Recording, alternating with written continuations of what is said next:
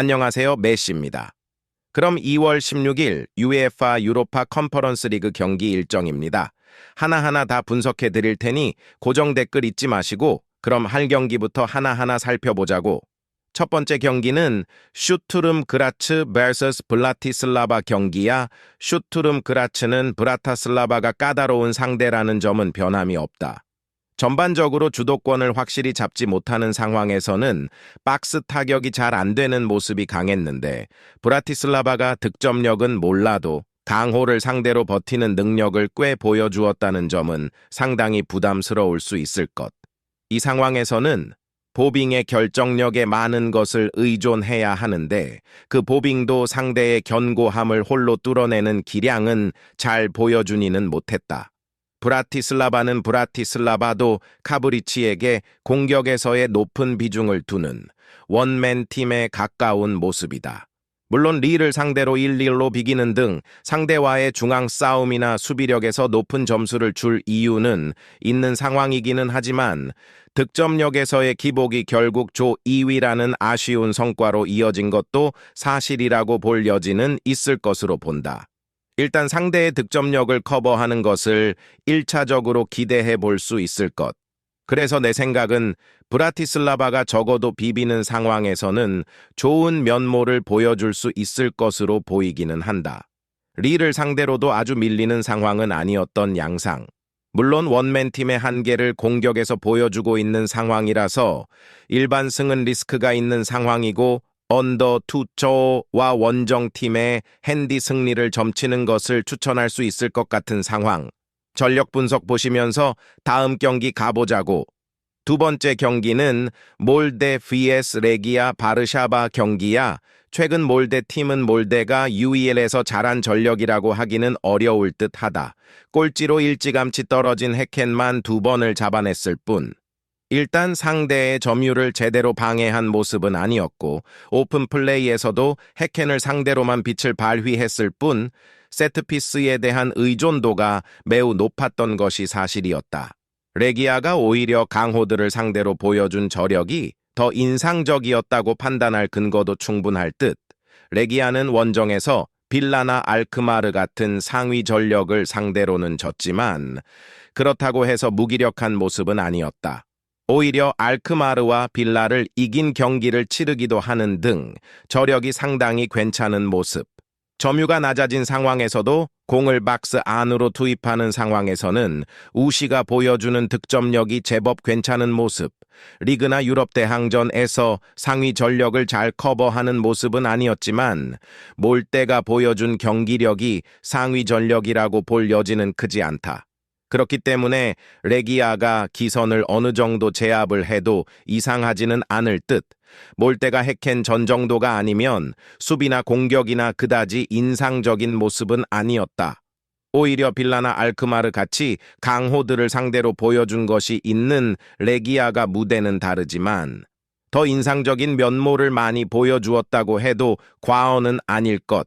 전력 분석 함께 보시면서 다음 경기 준비할게. 세 번째 경기야. 올림피아코스 vs 페렌츠 바롯이 실점 커버 능력 때문에 고전하기는 했지만 홈에서의 주도적인 운영에 대한 신뢰는 해줄 수 있는 팀이라고 할 수 있을 것이다.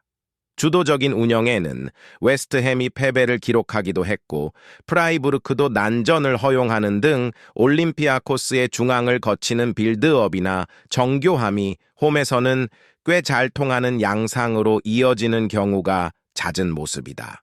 물론 올림피아코스의 후반 뒷심이나 전반적으로 높은 라인으로 인한 실점률 커버는 약점으로 꼽을 수 있을 것.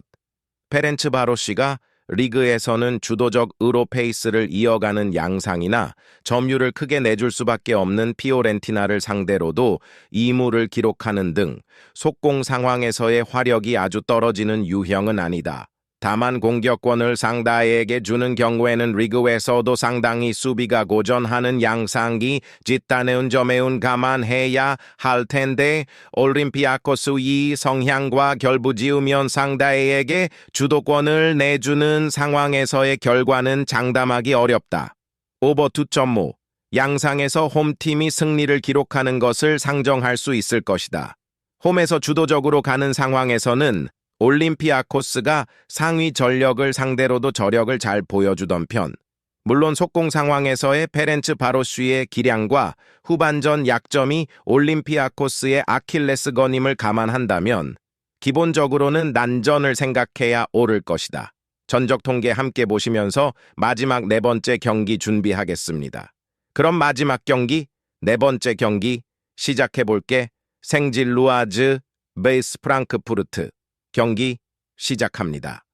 생질루아즈는 마지막 경기 리버풀을 상대로 마지막 경기에서 승리를 기록하는 등 전력이 유럽 무대에서 안 통할 정도는 아니다. 다만 해당 경기는 리버풀이 상당히 힘을 뺀 상황이었고 UEL에서도 득점력에 있어서 기복이 상당히 있었다는 점은 사실. 전반적으로 압박에 능한 팀을 상대로는 전진성이 둔화되는 기색이 짙었는데 프랑크푸르트가 공격은 몰라도 적어도 활동량 기반의 면모로 견고함을 어느 정도는 기대할 수 있는 전력이다. 프랑크푸르트 득점력 기복이 상당히 아쉬운 양상이다. 물론 UCL에서는 초반 마모루쉬가 감을 잡지 못하던 상황에서의 성적이 끼어 있는 것이 사실이지만 마모루쉬가 부진한 상황에서는 득점력이 두각을 보이는 경우가 작다는 점은 확실한 모습. 일단 원정기기도 하고 스키리 반더비크가 주축인 미드필더진의 활동량으로 견고함을 보이면서 2차전 홈에서 승부를 볼 가능성도 있을 듯하다. 프랑크푸르트가 견고함이라는 장점으로 신승 양상을 만들 가능성이 아예 없다고 하기는 어려운 상황. 다만 마모루쉬가 침묵하면 득점력에서 기복이 있다는 점도 분명한 사실이고 홈에서 승부를 볼 가능성이 높다는 점에서 핸디캡을 적용하는 것이 더 나아 보이는 상태다. 생질루아스도 견고함이 중원에서 보여지는 팀을 상대로는 득점력이 아주 꾸준한 모습은 아니다. 언더 2.5를 노려도 좋을 것이다. 전적 통계 함께 보시면서 오늘도 부족한 메시와 영상을 시청해줘서 고마워. 하루하루 발전하는 메시가 될게. 조금 더 정확한 분석 조합픽을 원하면 고정 댓글 확인해 주길 바래. 매하.